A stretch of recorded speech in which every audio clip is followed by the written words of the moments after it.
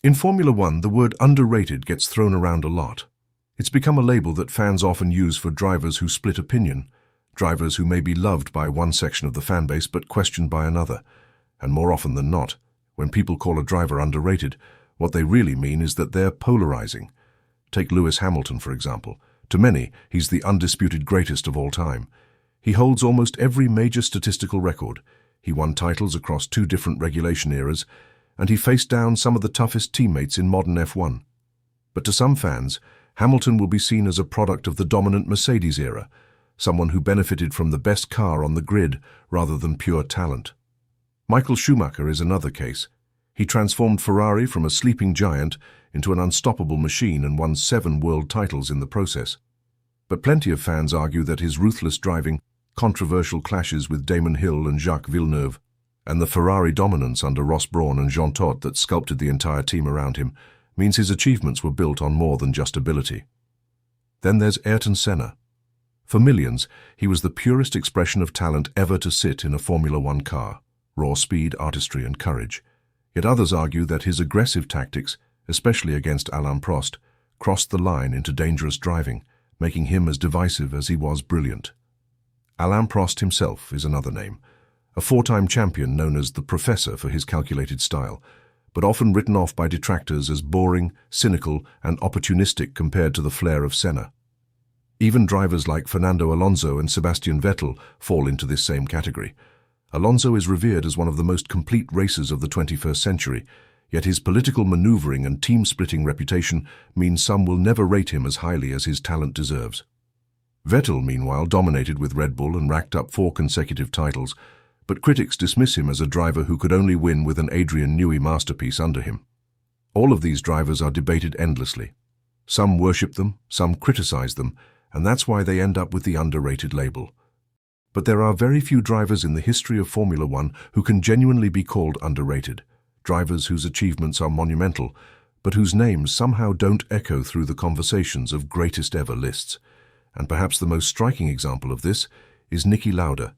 His name is almost never mentioned when fans draw up their top 10 drivers, let alone their top 5. Yet when you take a closer look at his career, at his resilience, and at his influence both inside and outside the cockpit, it becomes clear that Niki Lauda deserves to be ranked among the very greatest.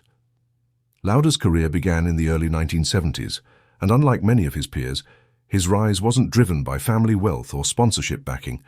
In fact, he had to take out a sizable bank loan, secured against his own life insurance, just to buy his way into Formula 2 and eventually Formula 1. That alone tells you something about his character. He was prepared to risk everything for his career. His early years with March and BRM didn't yield many results, but they revealed Lauda's most defining trait: his brain. While others relied on instinct or raw car control, Lauda dissected the mechanics of a car in forensic detail. His feedback to engineers was clear, precise, and relentless.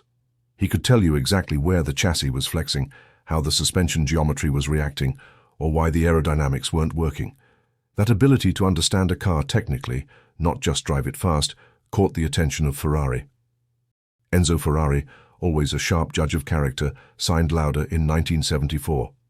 And by 1975, Lauda delivered.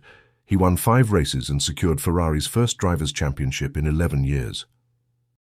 But it was the following year, 1976, that would cement his place in history. That season began with Lauda in dominant form, winning 4 of the first 6 races. He was cruising towards a second straight championship. Then came the Nürburgring. The 14-mile Nordschleife was still on the calendar, and despite Lauda lobbying for it to be dropped due to safety concerns, the race went ahead. On lap 2, Lauda's Ferrari swerved off, struck the barrier and burst into flames. He was trapped in the wreckage until fellow drivers pulled him free. The burns to his face were horrific, and the toxic fumes severely damaged his lungs. At one point, a priest was called to give him the last rites, yet somehow, 6 weeks later, Lauda was back. His face still bandaged, his wounds not yet healed, he strapped himself back into a Ferrari at Monza. His return was not just remarkable, it was unimaginable. This wasn't a Hollywood movie script, this was reality. And though he would ultimately lose the 1976 championship to James Hunt by a single point, Lauda's decision to withdraw from the rain-soaked finale at Fuji, prioritizing survival over glory, showed the clarity of judgment that defined his career. But Lauda wasn't finished. He bounced back to win his second title in 1977, and after a brief retirement, returned to win a third in 1984 with McLaren. That third championship is worth emphasizing.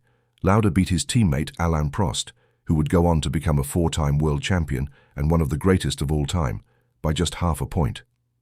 It was the ultimate proof that Lauda's mind and adaptability could match anyone, even in the turbo era against younger, hungrier rivals, and to this day, he remains the only driver ever to win championships with both Ferrari and McLaren, the two most successful teams in Formula One history. That is not just a footnote. That is a career-defining achievement that no one else has matched. But here is why many truly believe that Niki Lauda's legacy is underrated, because his legacy didn't end with his driving career. His influence off the track is arguably just as significant. He was never content to sit quietly in retirement.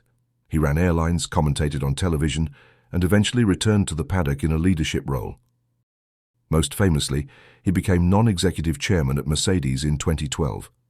And it was here that his impact on modern Formula One was cemented. When Lewis Hamilton was weighing up his future at McLaren, it was Lauda who convinced him to make the move to Mercedes. At the time, it seemed like madness. McLaren was still winning races, while Mercedes was struggling as a midfield outfit. But Lauda, with his unique ability to read both people and situations, saw what others didn't. He knew the team that Ross Brawn, Toto Wolff, and the Mercedes board were building had the potential to dominate the next era. He personally sat down with Hamilton, spoke to him honestly, and convinced him to take the risk.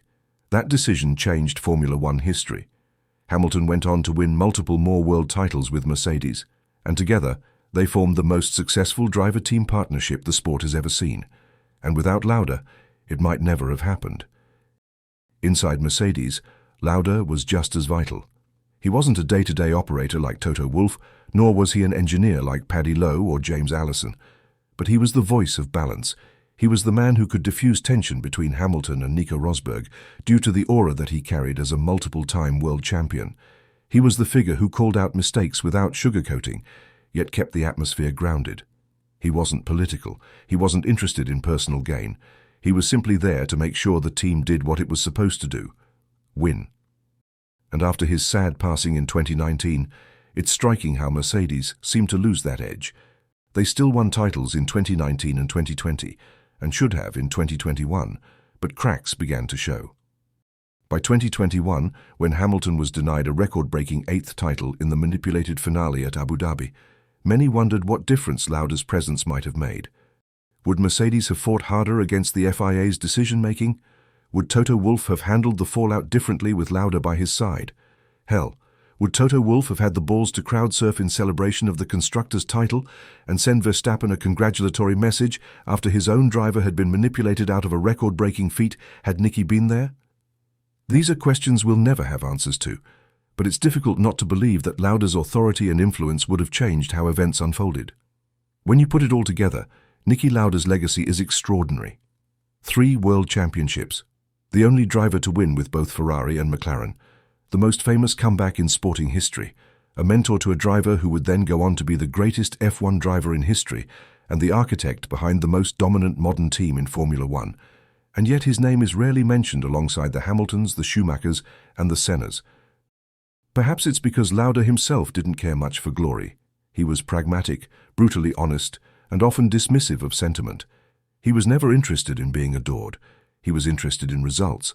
So, is Niki Lauda one of the most underrated greats in Formula One history? When you consider what he achieved, what he survived, and what he shaped, both in the cockpit and in the boardroom, the answer has to be yes. His greatness doesn't come from how loudly people celebrate him, but from the indelible impact he left on the sport.